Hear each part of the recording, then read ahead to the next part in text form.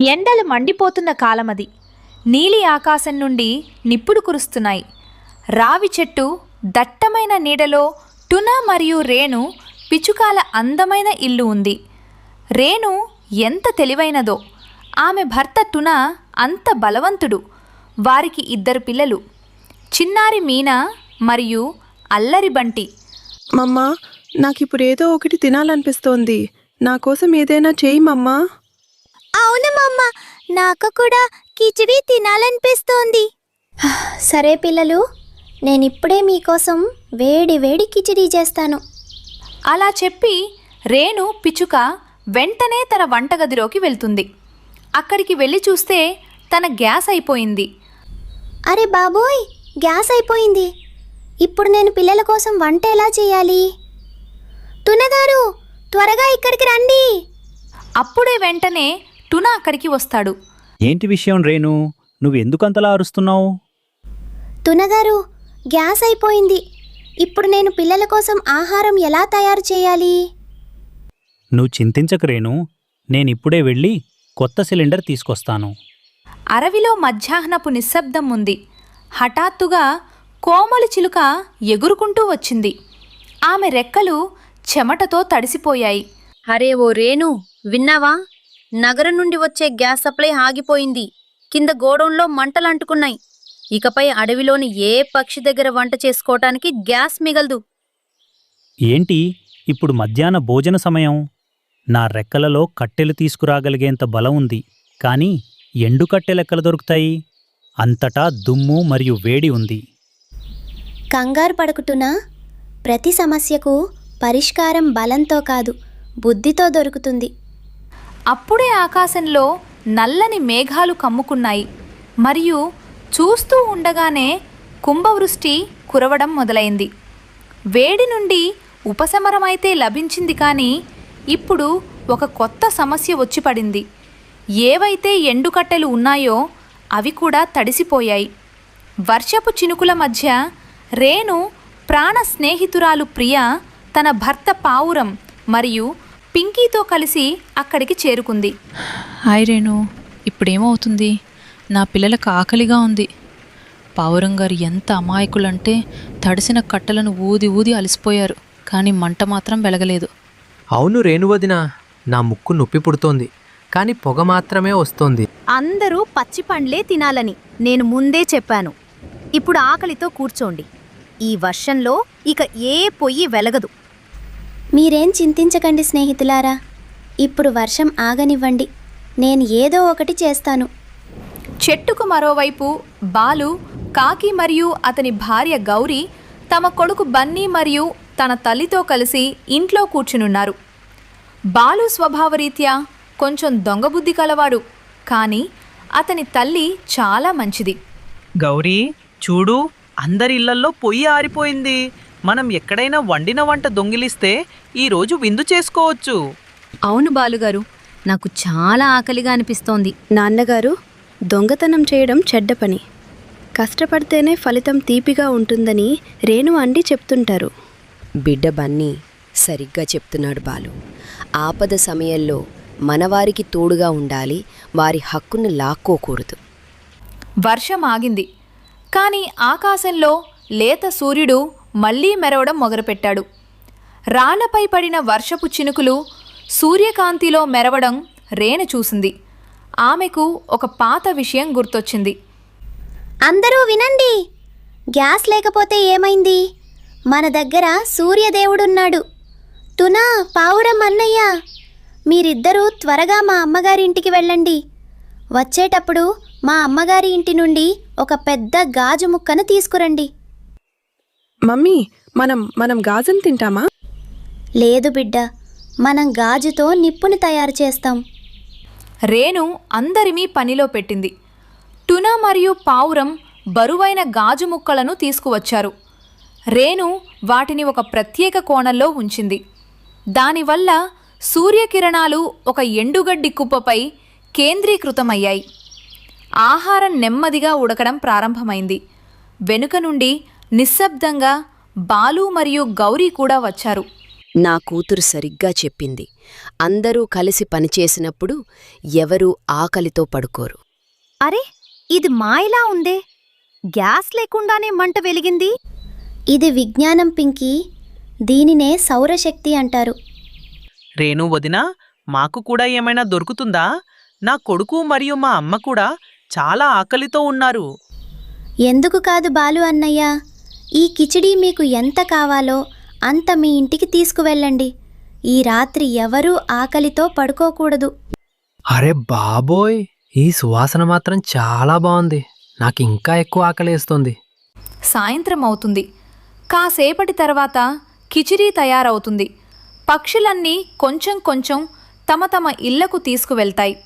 చిన్న పిల్లలు మీనా, బంటి మరియు బన్నీ కలిసి రేణు ఇంట్లో కూర్చుని కిచిడీ తింటున్నారు. అమ్మా, ఈరోజు వంట చాలా రుచిగా ఉంది.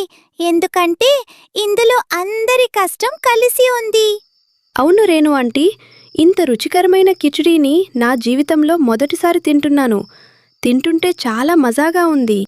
రేణు, ఈరోజు నువ్వు లేకపోతే నా పిల్లలు ఆకలితో పడుకునేవారు. నువ్వు కేవలం తెలివైన దానివే కాదు, చాలా పెద్ద మనసున్న దానివి కూడా. నా భార్య బలం కంటే ఆలోచన మరియు ఐక్యత గొప్పదని నిరూపించినందుకు నాకు గర్వంగా ఉంది. కోమలి చిరుక, బాలు తల్లి మరియు బాలు ఎగురుకుంటూ వచ్చారు. శుభవార్త! నగరం నుండి గ్యాస్ సప్లై మళ్లీ మొదలైంది. రేపు ఉదయానికల్లా అందరి ఇళ్లకు సిలిండర్లు చేరుకుంటాయి. గ్యాస్ రేపొస్తుంది. కాని ఈరోజు నువ్వు ప్రేమ మరియు సోదరభావం అనే పొయ్యిని వెలిగించావు చూడు. దాని వెచ్చదనం ఈ అడవిలో ఎల్లప్పుడూ ఉండాలి. ఇది విని రేణు చాలా సంతోషిస్తుంది. ఆ రాత్రి అడవిలో ఏ పక్షి కూడా ఆకలితో పడుకోలేదు. రేణు తెలివితేటలు కేవలం కడుపు నింపడమే కాకుండా ద్వేషం మరియు దొంగతనం అనే భావనలను ప్రేమగా మార్చాయి. నల్లని మేఘాల తర్వాత వచ్చిన ప్రకాశవంతమైన సూర్యుడు ఆపదను అవకాశంగా ఎలా మార్చుకోవాలో అందరికీ నేర్పించాడు. అడవిలో ఈరోజు గాలి అస్సలు ఆడడం లేదు.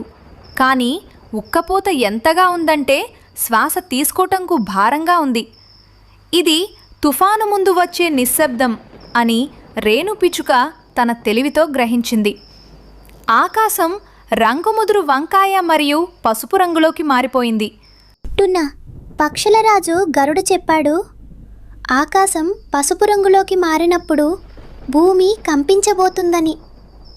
మన మీనా కోసం మనం కొండపైకి వెళ్ళాలి. అక్కడ ఒక మర్రి చెట్టుంది. అక్కడ మనం సురక్షితంగా ఉండవచ్చు. రేణు, నువ్వు నిజమే చెప్తున్నావు. మీనా ఇంకా చాలా చిన్నది. దాని రెక్కలు ఇప్పుడు వీచే చల్లటి గాలిని కూడా తట్టుకోలేవు. అప్పుడే కోమలి చిరుక కంగారుగా అరిచింది. పరుగెత్తండి! కొండమీద మేఘం పగిలింది. వరద నీరు వస్తోంది. త్వరగా పరిగెత్తండి, లేదంటే పక్షులన్నీ చనిపోతాయి. తున్నదారు, నాకు చాలా భయంగా ఉంది. నువ్వు చింతించకు రేణు. నేను ముందే ఎండిన కట్టెలు మరియు గడ్డిని పోగు చేశాను. పద, కొండపైకి వెళ్దాం. ఒక చిన్న గుహలోపల బాలుకాకి తన భార్య గౌరీతో కూర్చుని నవ్వుతున్నాడు. బాలు ఎప్పుడూ రేణు తెలివితేటలను చూసి ఎగతాళి చేసేవాడు. అరే ఓ రేణు, నువ్వు పిచ్చిదానివయ్యావా ఏంటి? నువ్వు పిచ్చుకవై ఉండి గడ్డితో ఇల్లు కడుతున్నావా? చూడు, నా రాతికోట నీరు దీని వెంట్రుక కూడా తాకలేదు. నిజం చెప్పారు బాలుగారు. అస్సలు చూడండి, ఈ పింకీ కాకి తన రెక్కలు ఎలా విదిలిస్తుందో దీనికంతా తెలిసినట్టుగా. నాకు తెలుసు గౌరీ, వర్షం ఉత్తరం నుండి వస్తుంది. నేను దక్షిణం వైపు ఉన్న గుహలోకి వెళ్ళిపోతాను. తెలివి ఉండాలి, తెలివి. నాన్న, నాకు చాలా భయంగా ఉంది నాన్న. మనకేం కాదు కదా. నేను ఎగరలేను, మరియు మమ్మీ కూడా ఎగరలేదు. నువ్వు చింతించకు బంటి కొడుకా, ఇది మన రాతి ఇల్లు, మనకేం కాదు. నువ్వు హాయిగా నిశ్చింతగా ఉండు. అకస్మాత్తుగా మెరుపులు ఎంత బలంగా వచ్చాయంటే భూమి కంపించిపోయింది. వాన చినుకుడు కాదు, రాళ్ల వంటి వడగళ్ళు పడటం మొదలయ్యాయి. బాలు రాతికోట అనుకున్నది నిజానికి ఒక ఇరుక్కుపోయిన పెద్ద రాయి. అది నీటి ఒత్తిడికి జారడం మొదలైంది. లోపలికి మెల్లమెల్లగా నీరు రావడం మొదలైంది. నాన్నగారు, మన ఇల్లు జారిపోతోంది, లోపలికి నీరు వస్తుంది. బాలుగారు, ఇప్పుడు మనం ఏం చేస్తాం? ఎక్కడికి వెళ్తాం? నేను ఎగరలేను, బంటి కూడా ఎగరలేడు. పద గౌరీ, నువ్వు నా వీపు మీద కూర్చో, మరియు బంటిని నేను కాళ్ళతో పట్టుకుంటాను. మనం నేరుగా రేణు దగ్గరికి వెళ్దాం. మనల్ని ఇప్పుడు రేణు మాత్రమే కాపాడగలదు. కానీ బాలుగారు, మా ఇద్దరిని తీసుకుని మీరు ఎగరలేరు. బయట చూడండి, ఎంత జోరుగా వాన పడుతుందో. అప్పుడే అక్కడికి ఎగురుకుంటూ పావురం వచ్చింది మరియు వారితో ఇలా అంది. బాలు, నీ అహాన్ని వదిలేసి కింద రేణు దగ్గరికెళ్ళు. అక్కడ మర్రి చెట్టు వేర్లు పైకప్పులా పనిచేస్తాయి, లేదంటే బంటి బతకడు. నేను బంటిని తీసుకొస్తాను, నువ్వు గౌరీని తీసుకురా. పద త్వరగా. నీకు చాలా చాలా ధన్యవాదాలు పావురం అన్నయ్య. నువ్వు రాకపోయి ఉంటే ఏమయ్యేదో తెలీదు. బాలు కుటుంబం ఎలాగోలా అక్కడికి చేరుకుంది. అక్కడ రేణు మరియు టున అప్పటికే ఎండిన గడ్డిని పోగు చేస్తున్నారు మరియు గడ్డితో టెంట్ తయారు చేస్తున్నారు. బాలు కళ్ళలో అవమాన భారంతో కూడిన సిగ్గు ఉంది. రేణు, నేను నిన్ను ఎప్పుడూ తక్కువ చేసి చూశాను. ఈరోజు ప్రకృతి నా ఇంటిని లాగేసుకుంది. నీ శత్రువు బిడ్డకు నీ నీడ కింద చోటిస్తావా? బాలు అన్నయ్య ఆకాశం ఏడ్చినప్పుడు భూమిపై శత్రువులెవరూ ఉండరు. మనమందరం కేవలం పక్షులం మాత్రమే. మీరు కూడా రండి, మాతో చేయి కలపండి. అవును బాలు, పాత విషయాలను వదిలేయ్ మరియు వచ్చి మాతో చేయి కల్పించు. మనం వీలైనంత త్వరగా ఈ గడ్డి టెంట్ను పూర్తి చేయాలి, లేదంటే మనమందరం తడిసిపోయి జబ్బున పడతాం. బాలు, పావురం మరియు టునా కలిసి చాలా వేగంగా ఆ గడ్డి టెంట్ను నిర్మించడం మొదలుపెట్టారు. వర్షం మెల్లమెల్లగా పెరుగుతూనే ఉంది. చాలాసేపు కష్టపడిన తర్వాత ఆ గడ్డి టెంట్ తయారైపోయింది. పక్షులన్నీ చాలా సంతోషంగా ఉన్నాయి. అందరూ వీలైనంత త్వరగా లోపలికి రండి. బయట ఎందుకు నిలబడ్డారు? బయట తుఫాను దాని ఉధృతిలో ఉంది. టెంట్ లోపల అందరూ కలిసి కూర్చున్నారు. మీనా, నువ్వు నన్ను ఇంకా ద్వేషిస్తున్నావా? మా నాన్నగారు నీ ఇంటి గడ్డిపోచలను చెదరగొట్టారు. బంటి, ద్వేషం ఒక భారమని అమ్మ చెప్తుంది. ఈరోజు చూడు, మీ నాన్నగారి కష్టంతోనే ఈ టెంట్ పైకప్పు నిలబడింది. మనం స్నేహితులం. టునా, నేను జీవితమంతా ఇతరుల దగ్గర లాక్కోవటంలోనే గడిపాను. ఈరోజు మొదటిసారి ఏదైనా నిర్మించడంలో ఉన్న తృప్తి తెలిసింది. రేణు, నీ తెలివితేటలు నాకు పునర్జన్మని ఇచ్చాయి. బాలు అన్నయ్య, బలం రెక్కల్లో లేదు, మనసులో ఉంటుంది. ఈరోజు మనం కేవలం టెంట్ మాత్రమే నిర్మించలేదు, ఒకరి గుండెల్లో ఒకరం చోటు సంపాదించుకున్నాం. ఈ విధంగా ఆ వర్షపు రాత్రి పక్షులకు చాలా హాయిగా గడిచిపోయింది. ఉదయమైంది. పక్షులన్నీ చాలా సంతోషంగా మరియు సురక్షితంగా ఉన్నాయి. అదిగో చూడు, సూర్యుడు వచ్చాడు.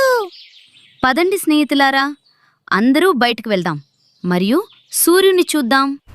ఉదయపు సూర్యుడు మేఘాలను చీల్చుకుంటూ వచ్చాడు. అడవి అంతా అతలాకుతలం అయిపోయింది. కానీ ఆ గడ్డి టెంట్ మాత్రం గర్వంగా నిలబడి ఉంది. వినండి, ఇది టెంట్ కాదు, ఇది అడవి యొక్క శాంతి ఆలయం. ఇక్కడి నుండి ఇక శత్రువులు కాదు, కేవలం స్నేహితులే బయటకు వెళ్తారు. పక్షులన్నీ చాలా సంతోషంగా ఉన్నాయి మరియు పక్షులన్నీ కలిసి ఒక్కసారిగా ఎగిరాయి.